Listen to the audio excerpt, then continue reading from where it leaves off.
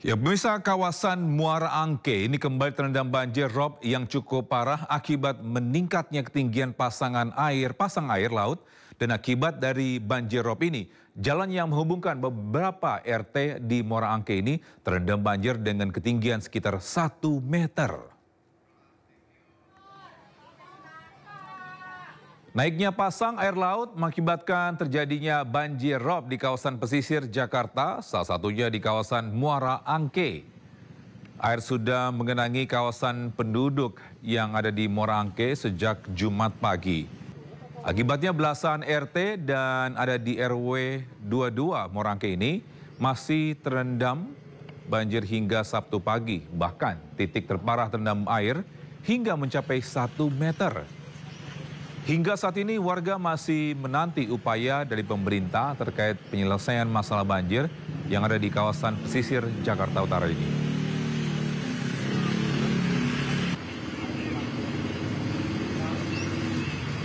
Dan bisa untuk mengetahui informasi terkini terkait banjir rob di kawasan Muara Angke, Jakarta Barat, kami sudah terhubung dengan rekan Hamzah Azwan. Selamat siang Hamzah, bagaimana situasi terkini di sana? Apakah sudah surut banjirnya?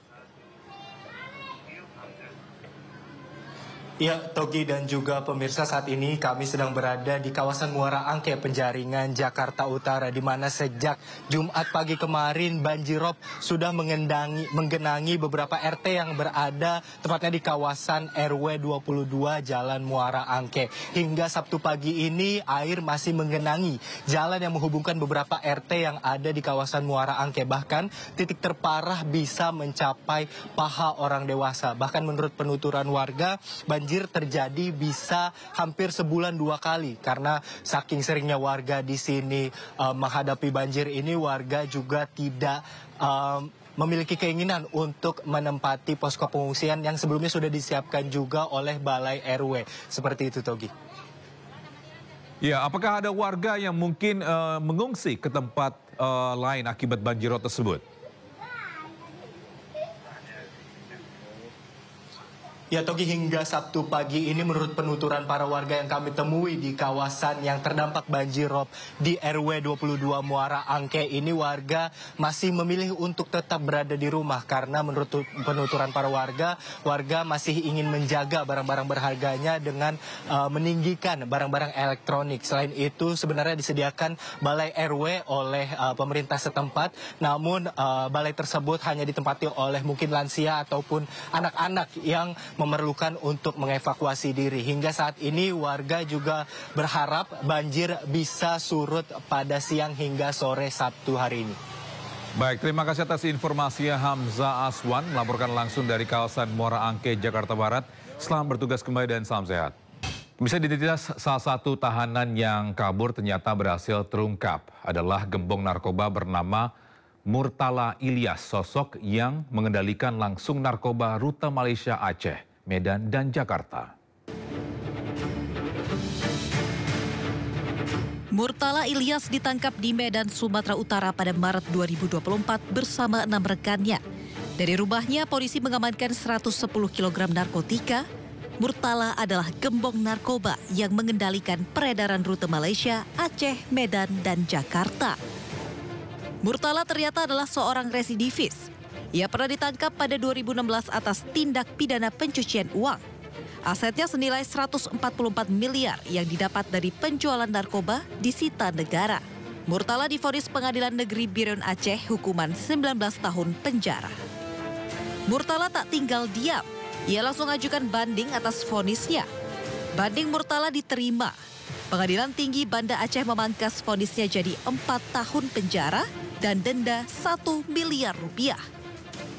Begitu keluar penjara, rupanya Murtala tak kapok. Lagi-lagi ia terlibat dalam penyelundupan narkoba.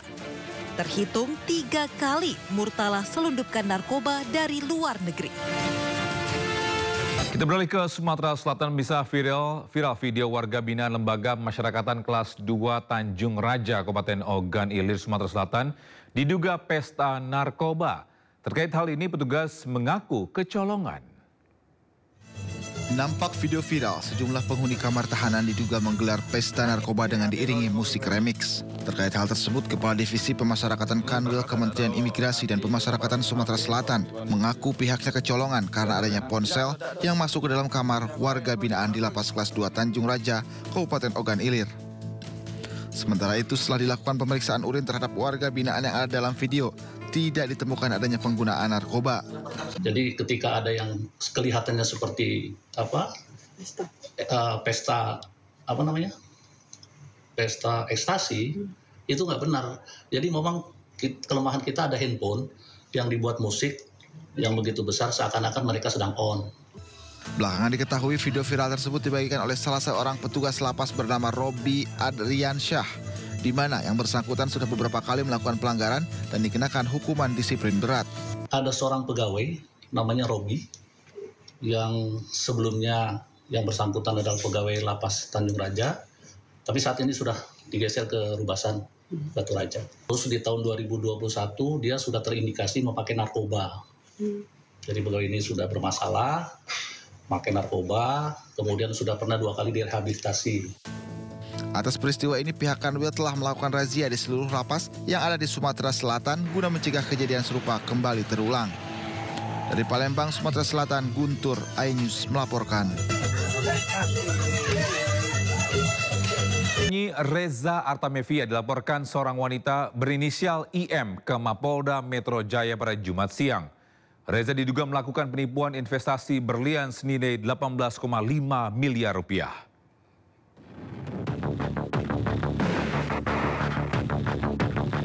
Penyanyi Reza Artamevia dan 1 orang rekannya berinisial RA dilaporkan oleh seorang wanita berinisial IM terkait kasus dugaan penipuan dan tindak pidana pencucian uang pada Jumat siang.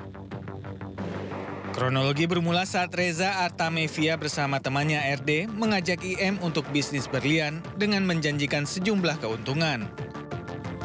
Karena tertarik, korban menyerahkan uang secara bertahap kepada pelantun lagu pertama itu sebesar 18,5 miliar rupiah. Setelah melakukan pembayaran secara bertahap, Reza memberikan jaminan berupa 9 buah berlian.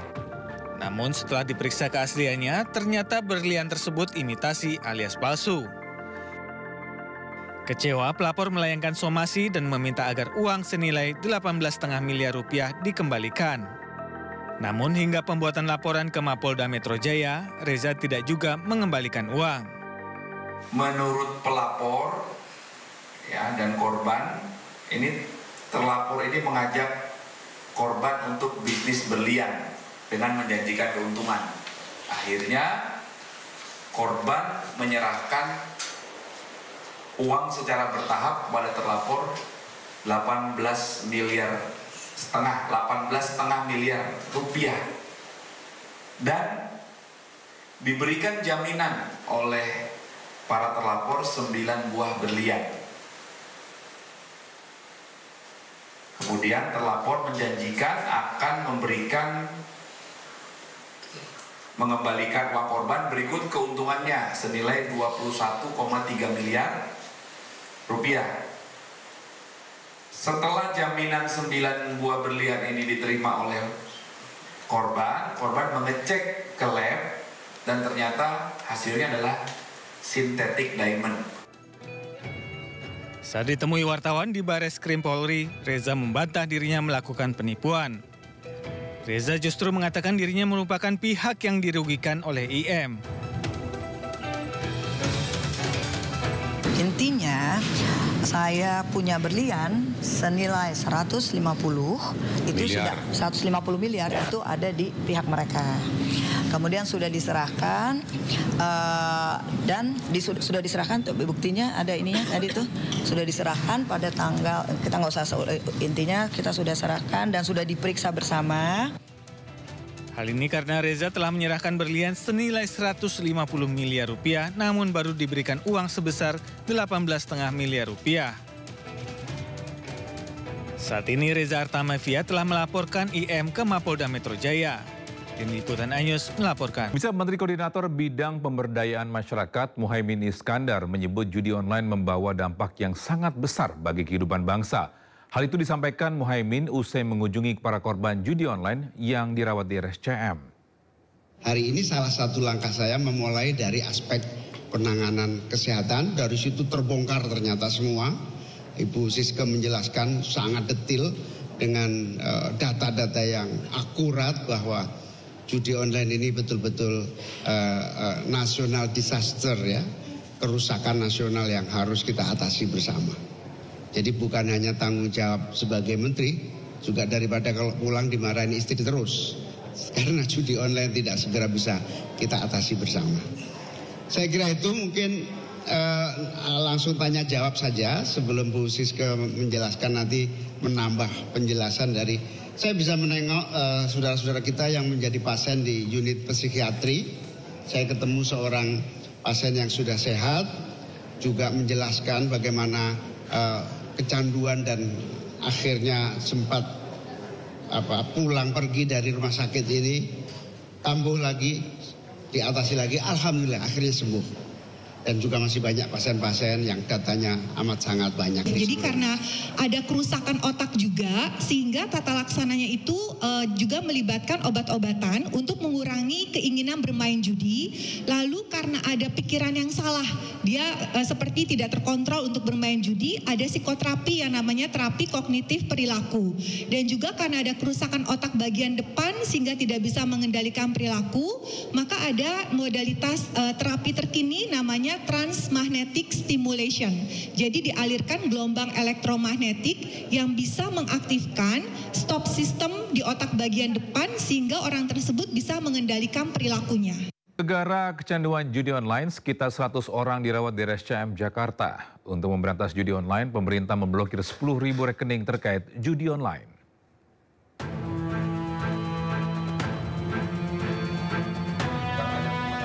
Upaya pemberantasan judi online terus berlanjut. Selain penindakan kepada bandar judi online, Kementerian Komunikasi dan Digital Komdigi bekerja sama dengan OJK melacak rekening yang dicurigai terkait dengan judi online. Hingga saat ini, pemerintah melalui OJK telah memblokir 10.000 rekening terafiliasi dengan judi online. Dalam waktu dekat, OJK juga akan memfasilitasi pusat anti penipuan online untuk menangani kasus-kasus penipuan perbankan hingga toko online. Di antaranya pemblokiran 10.000 Pak ya, terakhirnya 10.000 rekening bank yang terafiliasi dengan judi online, dan pencapaian ini merupakan hasil kolaborasi khususnya Kemkomdigi dengan juga OJK dan perbankan. Sementara itu, karena mengalami gangguan mental akibat ketergantungan judi online, sekitar 100 orang harus dirawat di RSCM Jakarta. Harapan menang melalui judi online hanyalah palsu belaka. Seorang pembuat website judi online yang tertangkap di Bogor mengatakan judi online tidak akan menguntungkan para pemain karena kemenangan telah direkayasa hanya untuk para bandar. Ya, tapi menangnya di bandar ya? Iya, udah pasti Pak. Ada kemenangan mungkin itu cuma sesaat Pak. Nanti akan kalah juga Pak. Ah ya, maksudnya yang menang siapa? Pasti bandar Pak. Pasti bandar ya? Tim Liputan iNews melaporkan. Penyidik Kejagung telah memeriksa tersangka suap vonis bebas 3 hakim Pengadilan Negeri Surabaya, Meriskia Wijaya, yang juga ibu dari Gregorius Ronatanur. Meriska ditahan di Rutan Salemba cabang Kejagung.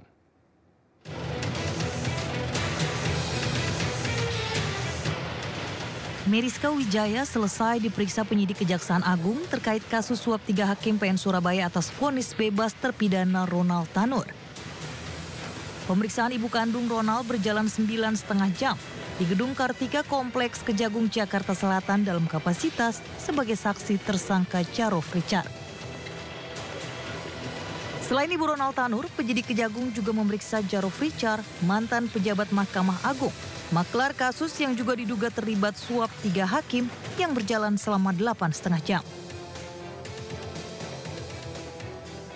Meriska menjadi tersangka atas dugaan pemberian suap melalui pengacaranya Lisa Rahmat kepada para hakim PN Surabaya.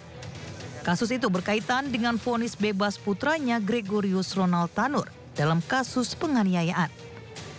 Sebelumnya, 3 hakim PN Surabaya pemberi vonis bebas Ronald Tanur atas kasus pembunuhan Dini Sera terjaring operasi tangkap tangan Kejaksaan Agung. Ketiga hakim, Erin Tuah Damanik, Mangapul dan Hari Hanindyo diduga menerima suap sebesar 20 miliar rupiah dari Lisa Rahmat yang merupakan pengacara Ronald Tanur. Penyidik pun menetapkan ketiga hakim beserta pengacara, Lisa Rahmat, sebagai tersangka dan vonis bebas Ronald Tanur resmi dibatalkan oleh Mahkamah Agung. Dari Jakarta, Rizky Falufi, Ainis melaporkan. Pemirsa, pengusaha klub malam Ivan Sugianto kini harus berhadapan dengan hukum buntut aksinya melakukan intimidasi ke seorang siswa SMA yang dipaksa bersujud dan menggonggong. Tidak hanya itu, PPATK juga memblokir rekening Ivan dan sebuah klub malam karena diduga terkait pencucian uang.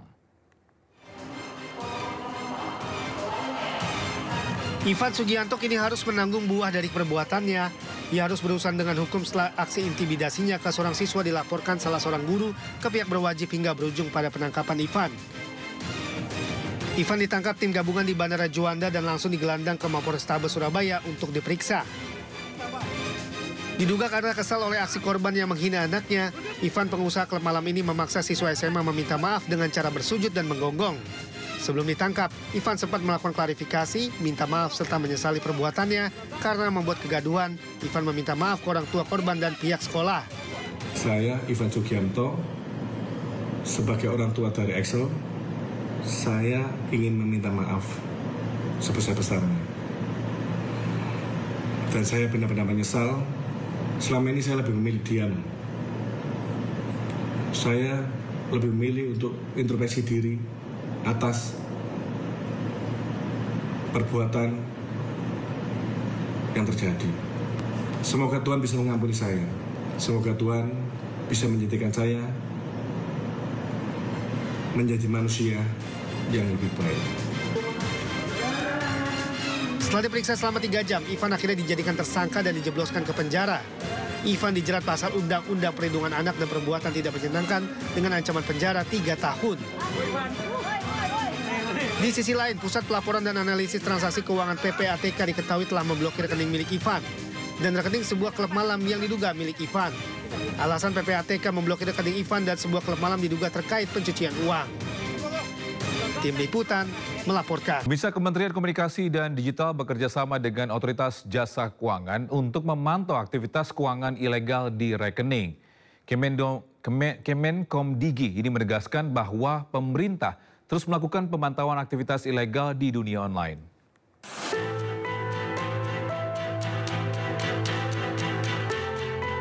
Ketua Dewan Komisioner Otoritas Jasa Keuangan atau OJK Mahendra Siregar mendatangi kantor Kementerian Komunikasi dan Digital pada Kamis pagi. Kedatangannya ini untuk membahas terkait pemberantasan judi online di Indonesia. Menkomdigi Mutia Hafid mengatakan hal ini menindaklanjuti arahan dari Presiden Prabowo Subianto yang meminta semua lembaga atau instansi bekerja sama, khususnya terkait bagaimana peran Indonesia melawan judi online. Mutia juga menyebut pemerintah melalui Otoritas Jasa Keuangan telah memblokir 10.000 rekening yang terafiliasi dengan judi online. Hal ini kami apresiasi, ini inisiatif dari OJK, khususnya Pak Ketua, untuk kemudian menindaklanjuti arahan Presiden Prabowo sebelum beliau bertolak untuk kunjungan luar negeri pertama. Arahan beliau adalah agar semua lembaga, instansi untuk bekerja sama, bersatu padu, khususnya terkait bagaimana peran kita sebagai negara melawan judi online. Dan hari ini kita sekali lagi apresiasi, kami dan OJK telah bersepakat untuk terus memperkuat pengembangan regulasi yang responsif terhadap perkembangan teknologi. Kami apresiasi juga kerjasama yang sudah dilakukan dalam upaya menciptakan ekosistem keuangan digital yang aman, stabil, terpercaya bagi seluruh masyarakat Indonesia. Di antaranya pemblokiran 10.000 Pak ya, terakhir ya, 10.000 rekening bank yang terafiliasi dengan judi online, dan pencapaian ini merupakan hasil kolaborasi khususnya Kemkomdigi dengan juga OJK dan perbankan. Pemerintah tak segan-segan akan memblokir rekening masyarakat jika terindikasi atau terafiliasi dengan judi online.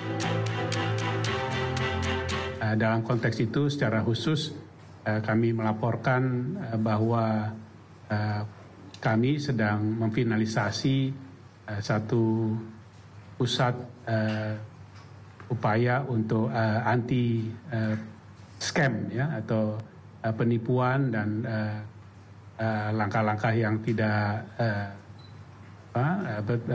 sesuai dengan hukum yang menggunakan sarana perbankan, keuangan, payment system, marketplace maupun lain-lain. Kementerian Komunikasi dan Digital akan terus bekerja sama dengan OJK untuk memantau aktivitas keuangan ilegal khususnya yang terafiliasi dengan judi online. Dari Jakarta, Giselia Nurrahma, Pandu Priyo, iNews melaporkan. Misal selain bertemu dengan otoritas jasa keuangan, Menteri Komdigi Mutia Hafid ini juga bertemu dengan Jaksa Agung. Selain membahas sinergitas antara Kemenkomdigi dan Kejaksaan Agung, pertemuan juga membahas penanganan judi online.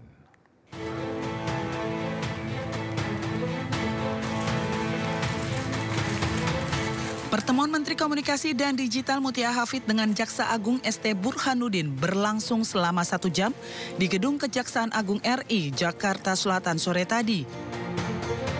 Mutia mengatakan pertemuan keduanya membahas kolaborasi Kemenkomdigi dan Kejaksaan Agung dalam rangka memperkuat pembangunan infrastruktur konektivitas dan pemberantasan judi online.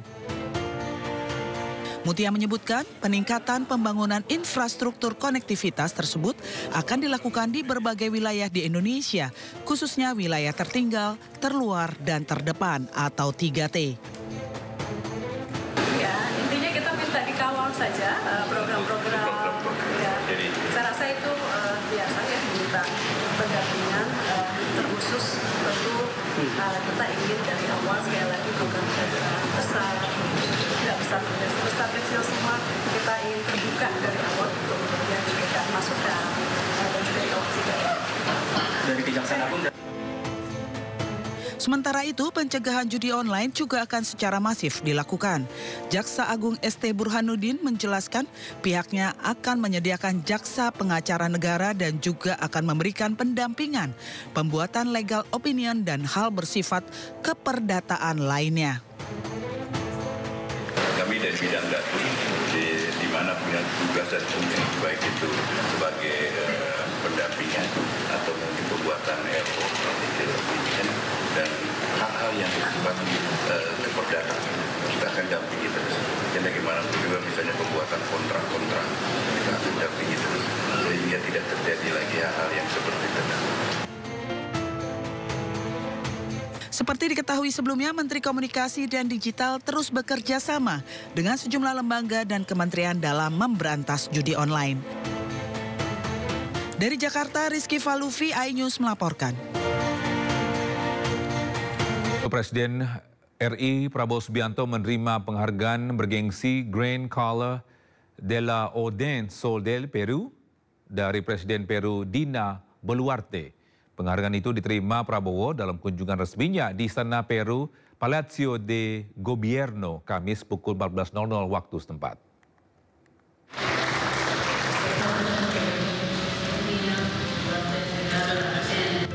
Presiden RI Prabowo Subianto menerima penghargaan bergengsi Grand Color de la Orden El Sol del Peru dari Presiden Peru Dina Boluarte.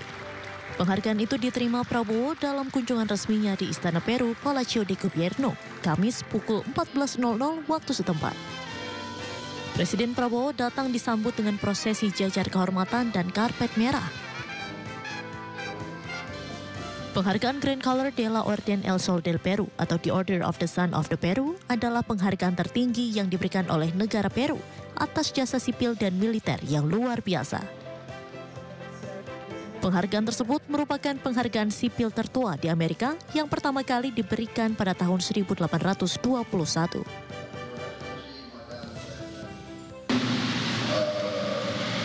The great honor you have given to me and to my country by awarding me the Grand Color de la Orden del Sol del Peru is a great honor.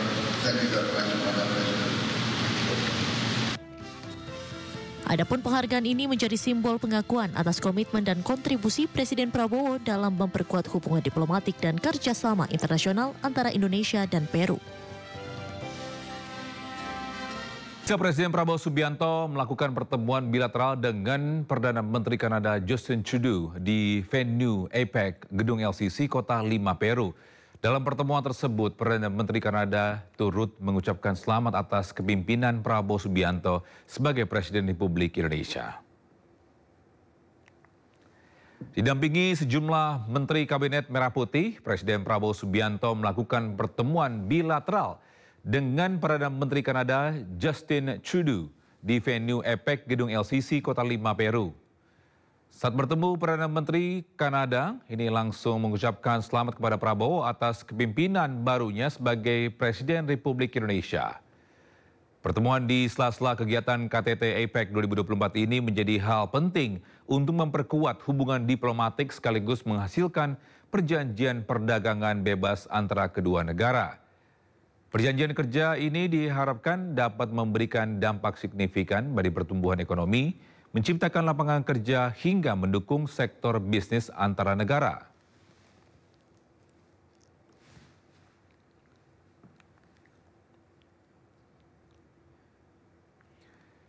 Ya, tidak hanya dengan Perdana Menteri Kanada, Presiden Prabowo juga melakukan pertemuan bilateral dengan Presiden Vietnam Luong Chong di Swiss Hotel Kota Lima, Peru. Dalam pertemuan tersebut, kedua negara pun menyepakati untuk mempererat atau mempercepat proses ratifikasi Perjanjian Zona Ekonomi atau ZEE. Dalam pertemuan itu, Presiden Prabowo Subianto turut memberi ucapan selamat kepada Presiden Luong Chong atas terpilih sebagai Presiden Vietnam. Diketahui Indonesia dan Vietnam sudah menjalin hubungan bilateral selama 70 tahun dengan tetap menjaga hubungan diplomatik yang kuat. Dalam pertemuan itu, Indonesia dan Vietnam sepakat untuk mempercepat proses ratifikasi Perjanjian Zona Ekonomi atau ZEE. Hubungan antara dua negara ini pun diharapkan terus berjalan dengan menjadi kemitraan yang strategis.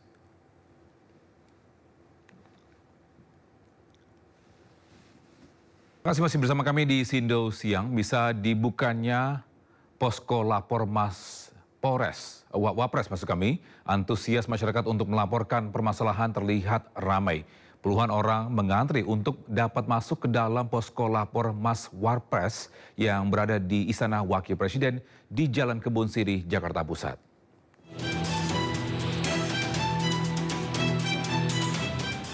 Posko lapor Mas Wapres yang berada di kantor Istana Wakil Presiden di Jalan Kebun Sirih, Jakarta Pusat sejak Jumat pagi dipenuhi puluhan masyarakat. Mereka hendak melakukan aduan atau laporan permasalahan yang dalami langsung kepada Wakil Presiden Gibran Rakabuming Raka.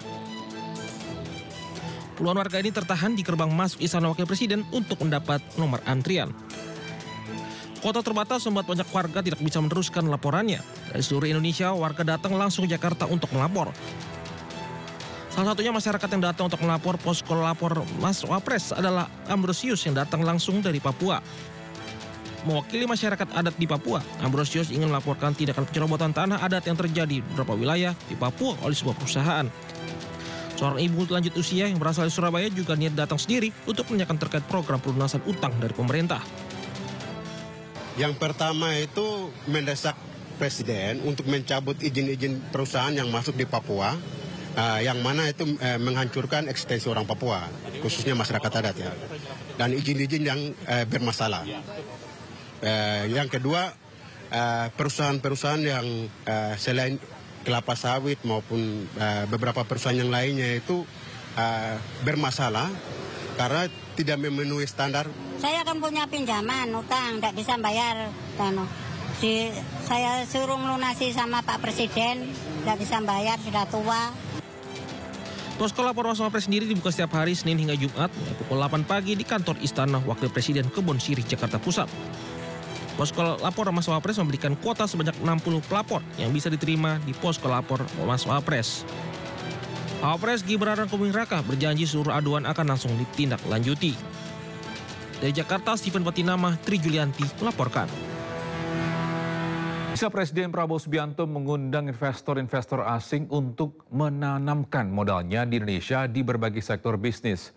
Hal ini disampaikan Presiden saat berpidato di KTT APEC Kamis waktu setempat di Lima, Peru.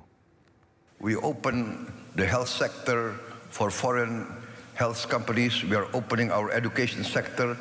We invite foreign universities to open campuses. We are inviting foreign hospitals to open their branches in Indonesia. We are going forward with more incentives. We have created several special economic zones. We calculate that we need investment of around $600 billion, and we invite foreign participants to come in and take part. So, ladies and gentlemen,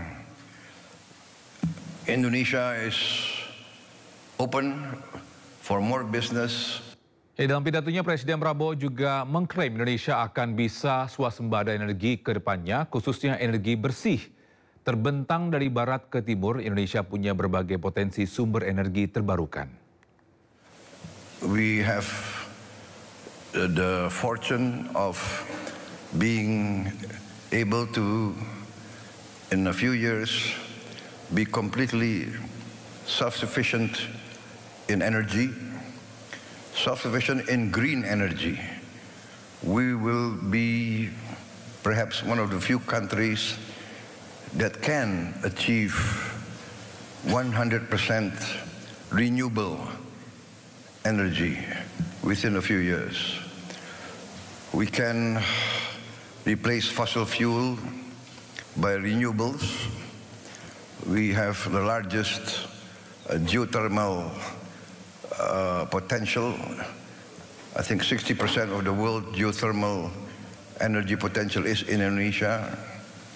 We have a potential, of course, solar energy, but our main strength will come from bioenergy, from the plant-based fuel that we can produce. Pemirsa, Menteri Hukum Supratman Andi Adgas ini mendorong pencatatan social enterprise atau kewirausahaan sosial di sistem AHU online. Dalam kesempatan ini, Menteri Hukum meresmikan layanan pencatatan kewirausahaan sosial dalam sistem AHU online. Sistem pencatatan ini memungkinkan para pelaku social enterprise untuk memperoleh status badan hukum serta terdaftar dalam kategori khusus di sistem AHU online. Pencatatan di AHU online merupakan pengakuan pemerintah bagi pelaku usaha yang tidak hanya mengedepankan keuntungan finansial tetapi juga berfokus pada upaya penyelesaian permasalahan sosial dan lingkungan. Kita beralih ke informasi seputar ekonomi. Menteri Pertanian mengungkapkan hingga saat ini pintu impor susu ke Indonesia masih sangat terbuka lebar. Tercatat angka impor susu meningkat pesat hingga mencapai 81%. Produk susu lokal pun terkena imbasnya. Menteri Pertanian Andi Amran Sulaiman buka-bukaan terkait dengan kondisi industri susu di Indonesia. Hal ini usai peristiwa maraknya viral peternak susu sapi melakukan aksi protes, mulai dari membuang susu hasil produksinya hingga membagikan secara gratis kepada warga. Aksi protes para peternak dan pengepul susu tersebut lantaran adanya pembatasan kuota kiriman susu ke pabrik pengolahan. Mentan Amran mengungkapkan pada era krisis finansial 1998 silam, pemerintah merevisi peraturan presiden yang mewajibkan penyerapan susu lokal. Langkah ini berdasarkan pada saran International Monetary Fund atau IMF. Akibat dari revisi peraturan tersebut, pintu impor susu terbuka lebar. Tercatat hingga tahun 2024 ini, angka impor susu pun meningkat pesat sebesar 81%. Imbasnya produk susu lokal terkena dampaknya. Di sisi lain, untuk meningkatkan produktivitas dan penyerapan susu dalam negeri, pemerintah telah menerbitkan aturan mewajibkan industri untuk menyerap susu peternak lokal. Pemerintah memastikan produksi susu lokal akan diserap 100% demi menjaga keberlangsungan para peternak sapi. Badan Pusat Statistik mencatat impor susu pada Oktober 2024 naik 7% yang didominasi susu bubuk dari Selandia Baru. Indonesia tercatat masih terus mengimpor susu yang kebanyakan dilakukan sebagai bahan baku susu krim dan bubuk. Di tengah polemik penyerapan susu dari peternak lokal, Badan Pusat Statistik mencatat impor susu pada periode Januari hingga Oktober 2024 mencapai 257,3 ribu ton. Impor produk bahan baku susu tercatat naik 7,07% secara tahunan. Pelaksana tugas Kepala BPS Amalia Adininggar Widyastuti mengungkapkan impor susu didominasi oleh produk bahan baku susu krim dan bubuk. Sementara produk susu segar terbilang kecil.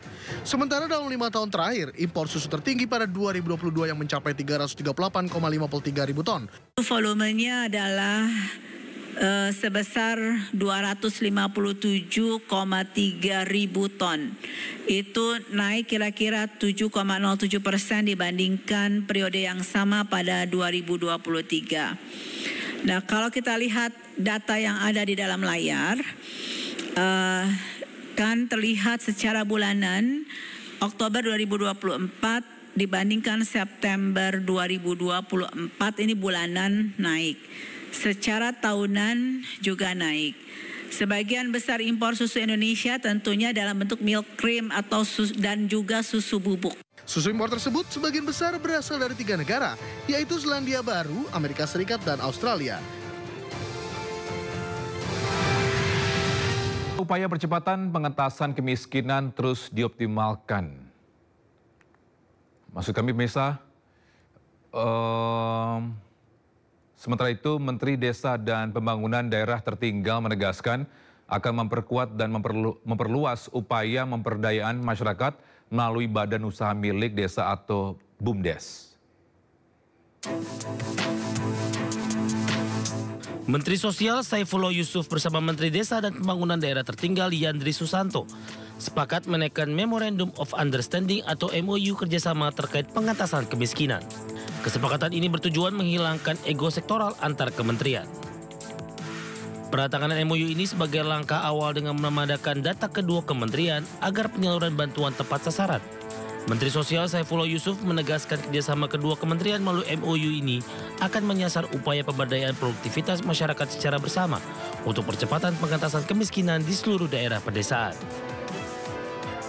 Di sisi lain, Kementerian Sosial dan Kementerian PDT juga akan bersama-sama memadukan dan mensinergikan data serta melakukan verifikasi data penduduk miskin agar penyaluran bantuan sosial tepat sasaran.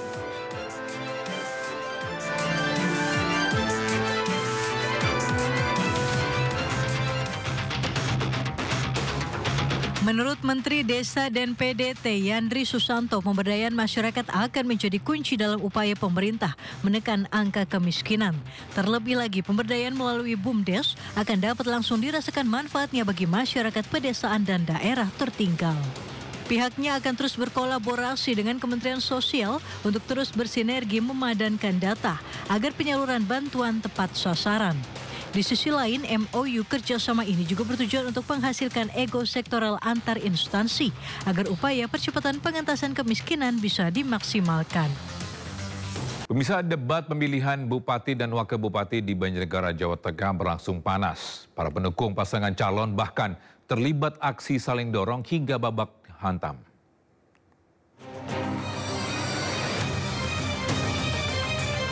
Kericuan terjadi antar kedua pendukung paslon calon bupati dan wakil bupati di Gedung Pertemuan Surya Yuda Banjarnegara, Jawa Tengah.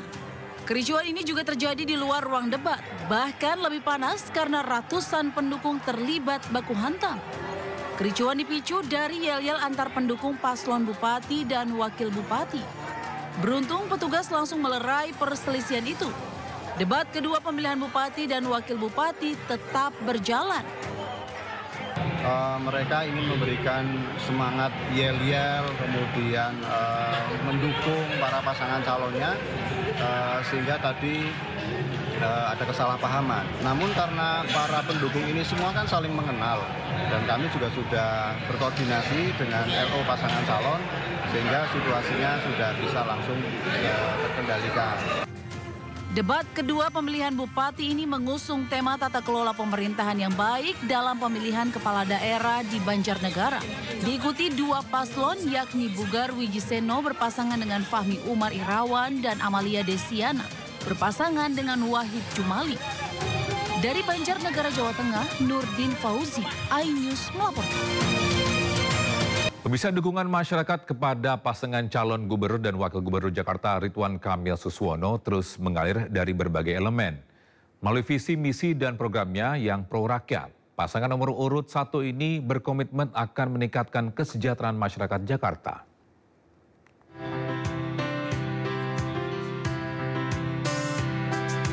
Sekitar 3.000 warga Kelapa Gading mendeklarasi dukungannya kepada pasangan Ridwan Kamil Suswono di Pilgub Jakarta 2024. Mendapatkan dukungan dari berbagai macam profesi, mantan Gubernur Jawa Barat ini menyampaikan sejumlah program andalannya untuk pengetesan kemiskinan, menurunkan harga pengangguran, hingga pendidikan yang layak dan gratis bagi warga Jakarta. Mudah-mudahan dengan semangat ini doa kami agar menang satu putaran menjadi terwujud, kira-kira begitu. Dan saya akan kembali lagi ke Kelapa Gading nanti setelah kemenangan membahas lebih teknis gitu ya, curhatan Kelapa Gading seperti apa. Dukungan masyarakat untuk pasangan Ridho juga hadir dalam acara tasyakuran silaturahmi dan peringatan Maulid Nabi yang digelar politisi Partai Golkar Agung Laksono di Jatinegara, Jakarta Timur. Di hadapan masyarakat, Ridwan Kamil menyampaikan program 1 juta lapangan kerja, pendidikan gratis, hingga pangan murah bagi warga Jakarta. Harapannya biar Jakarta maju aja, pokoknya semakin maju deh. Dari pendidikan semuanya biar murah-murah ya, kayak cabai semua, beras dah biar murah. Supaya Indonesia ini semakin maju dari pendidikannya, terutama KJP jangan dipersulit. Nah, jadi dilancarkan, dimudahkan BPJS, KJP yang kami harapkan. Dukungan yang terus mengalir kepada pasangan Ridho tak lepas dari keyakinan masyarakat Jakarta bahwa pasangan ini dinilai sebagai figur yang mampu membawa kemajuan dan perubahan positif bagi Jakarta. Tim Liputan AI. Bisa pasangan Cagup Cawagup Jakarta nomor urut 1 Ridwan Kamil Suswono ini menggelar kampanye akbar di Cengkareng, Jakarta. Kampanye akbar terbuka untuk umum menampilkan sejumlah musisi ternama.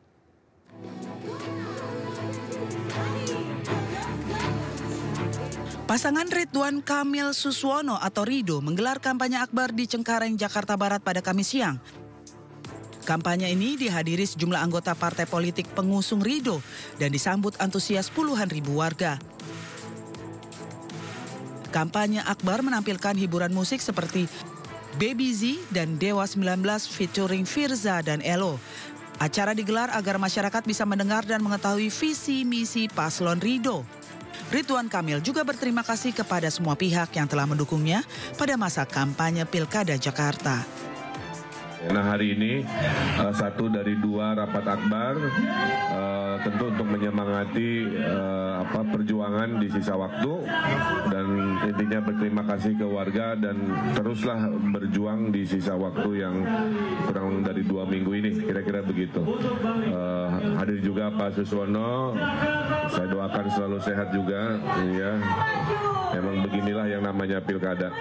Dan sekali lagi terima kasih teman-teman media yang sudah selalu ramai memberitakan, karena makin kesini makin hangat. Sebanyak 1.500 aparat dikerahkan guna mengamankan kampanye akbar pertama tim Ridho. Adapun kampanye akbar kedua tim Ridho akan digelar di Lapangan Banteng, Jakarta pada tanggal 23 November mendatang. Dari Jakarta, Syaraiza, Ahmad Putra, Fakih Laksana, iNews melaporkan. Pasangan Cagup Jakarta Pramono Anung Rano Karno bertemu dengan mantan Gubernur DKI Jakarta Anies Baswedan.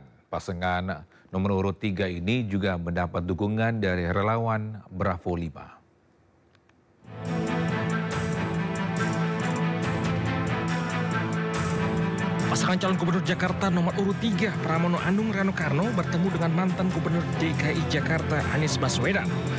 Pramono dan Rano Karno langsung disambut hangat Anies Baswedan. Ketiganya kemudian berdiskusi. Berlangsung akrab, pertemuan ini membicarakan masa depan kota Jakarta. Pertemuan ini bisa meningkatkan elektabilitas pasangan Pramono Anung Rano Karno jelang Pilkada Jakarta. Selain itu, calon gubernur dan wakil gubernur Jakarta Pramono Rano Karno juga menghadiri deklarasi dukungan dari relawan Bravo 5. Kedatangan paslon nomor urut 3 Pramono dan Rano disambut hangat pengurus relawan Bravo 5 di Kayu Putih, Pulau Gadung, Jakarta Timur, Jumat siang. Relawan Bravo 5 mendeklarasikan dukungan penuh kepada pasangan Pramono Sidul dalam Pilkada Jakarta. Dengan dukungan relawan Bravo 5, Pramono maupun Rano Karno yakin menang 1 putaran. Menjelang selesai masa kampanye, ya kita tetap harus bekerja memaksimalkan semangat ini. Mudah-mudahan kita bisa mencapai satu putaran. Alhamdulillah itu target kita lah. Artinya supaya masyarakat Jakarta sudah bisa menentukan pilihan dan pemerintah DKI sudah bisa bekerja. Jadi Relawan Bravo 5 merupakan kelompok purnawirawan TNI yang dibentuk saat pemilihan presiden 2014. Ormas ini diinisiatori oleh Jenderal Luhut Binsar Panjaitan. Dari Jakarta, Endang Priyono melaporkan. Jelang Pilkada serentak 2024, seluruh pengurus dan kader Partai Perindo di berbagai daerah terus bergerak untuk memenangkan calon kepala daerah. Melalui berbagai program pro rakyat, Partai Perindo berusaha meraih simpati masyarakat agar dapat memilih calon kepala daerah yang diusung dan didukung Partai Perindo. Ratusan warga di Kampung Kebonjati, Kecamatan Cikole sangat antusias mengikuti bakti sosial pasar murah dan pemeriksaan kesehatan gratis yang digelar Partai Perindo bersama pasangan calon wali kota dan wakil wali kota Sukabumi Ahmad Fahmi Dida Sembada. Kegiatan ini merupakan bentuk komitmen Partai Perindo dalam mengawal kemenangan pasangan nomor urut 1 ini. Di setiap titik kan ada ciri khas tertentu ya, termasuk di sini jumlah pesertanya juga lebih banyak, layanannya juga lebih banyak, seperti itu, dan melibatkan berbagai komunitas serta relawan yang pendukung kami Dida. Tentunya kami berharap dengan kegiatan ini semakin menguatkan kemenangan yang tersisa sekitar 16 hari ke depan. Alhamdulillah kali ini berjalan lancar dengan target 350 peserta. Di sini ada sesepuh dan tokoh masyarakat, Kang Haji Sandang, dan para tokoh lainnya. Mudah-mudahan 16 hari ke depan kita bisa terus bergerak untuk memenangkan Fahmi Dida. Partai Perindo juga menyampaikan sejumlah program unggulan pasangan Ahmad Fahmi Dida Sembada yang akan membawa kemajuan dan kesejahteraan masyarakat di kota Sukabumi. Dari Sukabumi, Jawa Barat, Budi Setiawan, iNews melaporkan. Sementara itu, Kapten Timnas Indonesia Jay Ises ini bertekad untuk bangkit dari kekalahan kontra Jepang. Sementara punggawa baru Timnas Kevin Dix tampaknya tidak cedera serius saat ditarik jelang turun minum. Seusai laga, Zes mengatakan sangat menyesali hasil akhir pertandingan. Terutama karena Garuda sudah memulai laga dengan bagus, tetapi dihukum oleh para pemain Jepang yang memang memiliki kekuatan tim. We lose today, but now it's important just to reflect and to review what we can do better. And yeah, we still have a lot of games to go, so we never give up and never lose the hope. What message do you have for the Indonesian fans who came out today? Yeah, I already said it also after the game. We appreciate all the support and all the love we always get from the people. So now it's just for us to give something back to everybody, and yeah, hopefully we can do that the next game, and let's see what happens. Thank you. Thank you, Jay. Thank you. Yeah, disappointing result. We hoped and fight for more, but it didn't work out the way we wanted, of course. What message do you have for the Indonesian fans? I'm sure they were supporting and behind you as well. Yeah, we thank them for everything, but it's time to give a little bit more back from our side. Looking ahead to Saudi Arabia game, what do you think the changes you guys need to make? I think we need to fight more. Timnas Arab Saudi tiba di Bandara Soekarno-Hatta, Tangerang, Banten, Jumat malam. Arab Saudi akan menghadapi Timnas Indonesia pada 19 November mendatang di Stadion Gelora Bung Karno. Timnas Arab Saudi tiba di Terminal 3 Bandara Soekarno-Hatta, Tangerang, Banten sekitar pukul 19:30 waktu Indonesia Barat. Para pemain Arab Saudi menggunakan pesawat charter Garuda Indonesia dan diketahui Arab Saudi ini baru menyelesaikan pertandingan lanjutan Grup C melawan Australia. Arab Saudi dan Australia bermain tanpa gol. Selanjutnya Arab Saudi akan melawan Timnas Garuda pada 19 November mendatang.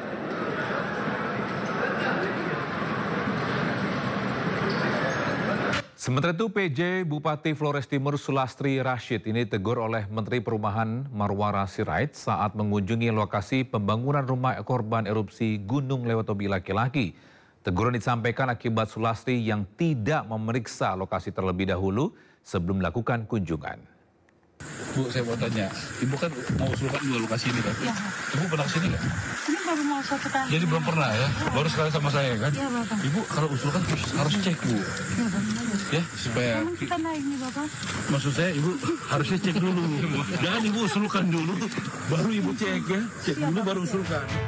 PJ Bupati Flores Timur Sulastri H.I. Rashid ditegur Menteri Perubahan Republik Indonesia Marwarar Sirait saat meninjau lokasi untuk relokasi pembangunan rumah korban erupsi Leotobi di Kecamatan Titehena Rabu lalu. Teguran itu disampaikan lantaran diketahui PJ Bupati Flotim ini baru pertama kali mengunjungi lokasi relokasi. Padahal ia yang mengusulkan lokasi tersebut dijadikan tempat relokasi rumah warga. Bapak udah pernah sana belum? Saya belum, Pak. Bapak tolonglah kalau gini Pak, Bu, saya izin sekali. Ini kalau boleh Ibu survei dulu dan timnya Ibu ya. Begitu. Tim saya sudah turun, Pak. Pak, saya menteri saja. Ini beliau kepala BNPB turun tangan langsung. Jadi saya nggak pakai tim-timan, Pak. Ya? Siap, Pak. Gitu ya. Kami turun langsung, Pak. Ini Bapak ini kepala Jenderal Bintang 3 nih, Pak. Ya, gitu ya. Atau dirjen saya langsung turun tangan langsung. Ya Pak ya? Bapak kepala apa Pak? Dinas Perumahan. Kepala Dinas Perumahan, Bapak harus turun Pak. Ya, saya menteri saja turun, lihat lapangan masa Bapak nggak lihat. Marwarar Sirait merasa seharusnya Sulastri melakukan pemeriksaan lokasi terlebih dahulu sebelum mengusulkan lokasi tersebut. Rencananya ada 2 lokasi yang disiapkan pemerintah untuk relokasi rumah warga, masing-masing di Kobasoma dan Konga.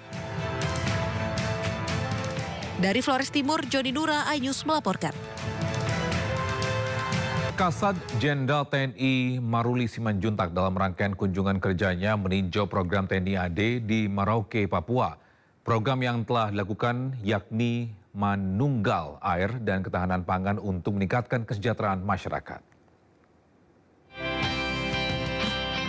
TNI AD telah membangun 3.128 titik air bersih di seluruh Indonesia, termasuk 215 titik di Papua. Kegiatan program TNI AD Manunggal Air akan terus berlanjut untuk memenuhi kebutuhan dasar masyarakat sehingga generasi masa depan mendapatkan kehidupan yang lebih baik. TNI Angkatan Darat ini sampai dengan sekarang sudah membuat 3.120 sekian, 28 titik air bersih di seluruh Indonesia. Di Papua ini sekitar 215. Kemarin baru selesai 22 titik di seluruh Papua. Dan ini akan terus berlanjut. Itu tidak sampai 5% program dari pusat. Mungkin tidak sampai hanya 150 lah dari 3.000-an itu. Di samping meresmikan fasilitas penyediaan air bersih, Kasat juga meresmikan sistem pembangkit listrik tenaga mikrohidro serta lampu tenaga surya di distrik Arimop Merauke. Kasat yakin program strategis nasional berupa cetak sawah 1 juta hektar di Merauke tidak hanya meningkatkan produksi pangan lokal, tetapi juga untuk menopang kebutuhan pangan nasional.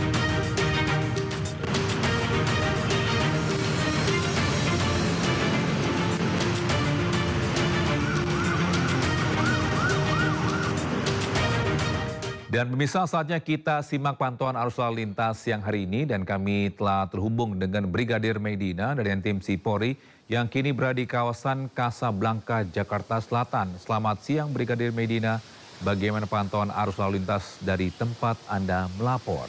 Silakan.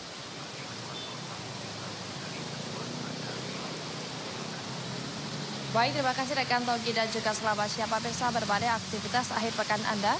Kami akan mengajak pemirsa untuk mengetahui kondisi arus lalu lintas langsung dari kawasan kota Kasablanka, Jakarta Selatan. Di mana pada siang hari ini arus lalu lintas di kawasan ini terbilang cukup ramai dan juga lancar dari berbagai arahnya. Yakni arus lalu lintas dari arah Tebet ataupun Pancoran yang akan mengarah ke Kuningan ataupun mengarah ke Tamrin dan juga Tanah Abang. Yang hari ini dalam situasi lancar dan belum terjadi peningkatan jumlah kendaraan yang cukup signifikan di kawasan ini.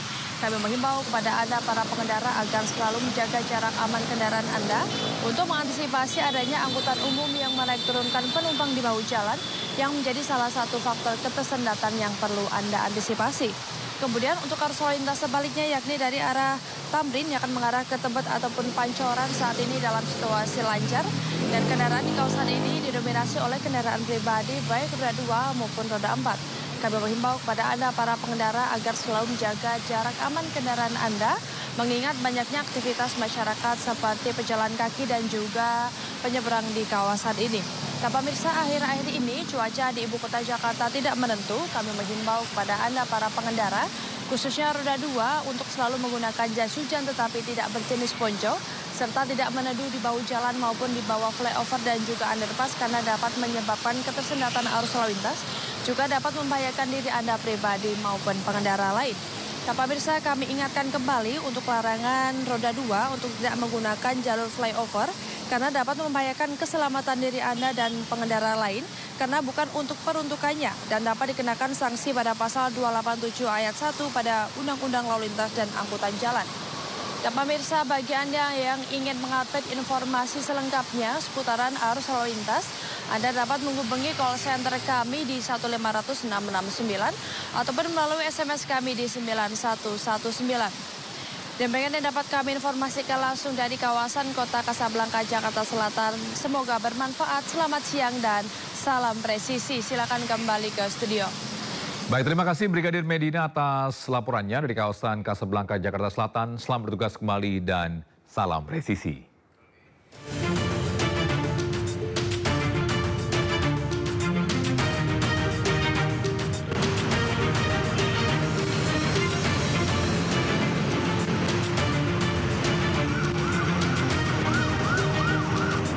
Mengakhiri Sindo Siang hari ini, Anda bisa mendapatkan informasi terkini dan terbaru melalui portal yang menghadirkan berita daerah, berita nasional dan berita internasional lengkap di sindonews.com. Mewakili kerja yang bertugas, saya Togi Snaga undur diri. Terima kasih dan have a great weekend. Bye-bye.